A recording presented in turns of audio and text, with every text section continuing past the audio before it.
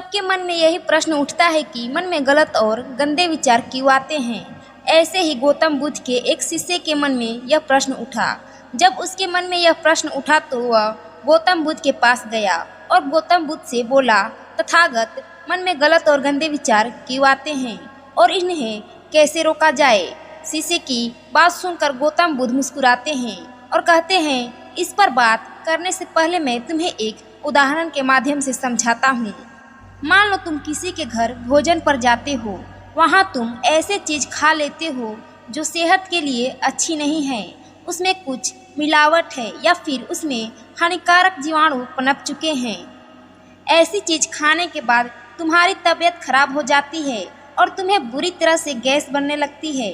अब तुम इससे परेशान होकर गैस को कैसे रोके यह सोचने लगते हो, लेकिन असल समस्या तुम्हारे पेट में वह दूषित खाना है। ठीक यही उदाहरण हम सबके विचारों पर भी लागू होता है। हम अपनी सभी इंद्रियों से अगर ऐसे चीज़ों का सेवन करें जो उत्तेजक हो, अश्लील हो, तो जाहिर सी बात है कि हमारे मन में भी वही बातें घूमती रहेगी। इन्हें दूर करने का उपाय जानने से पहले एक और कहानी सुन लो। एक व्यक्ति के सिर पर बाल नहीं थे।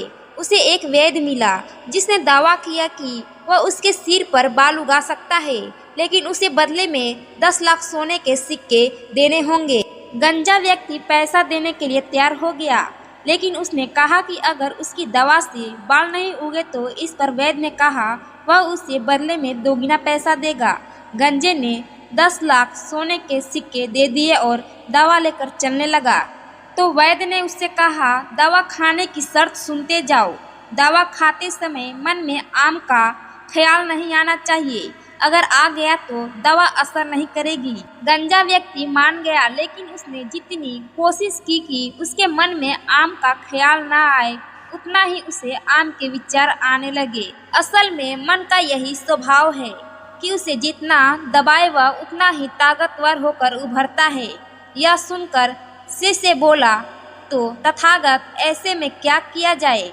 तो गौतम बुद्ध ने कहा, तुम्हारे मन में ही समस्या का समाधान छिपा है। जब तुम कहते हो कि मन को कैसे शांत करें, तो इसका मतलब है कि तुम और तुम्हारा मन अलग है। मतलब तुम अपने मन से उसी तरह से परेशान हो जैसे एक पिता अपने 3-4 साल के छोटे बच्चे की शैतानियों से परेशान होता है। तो मन को शांत करने की दिशा में पहला और सबसे अहम कदम है यह समझ लेना कि हमारा मन हमसे अलग है।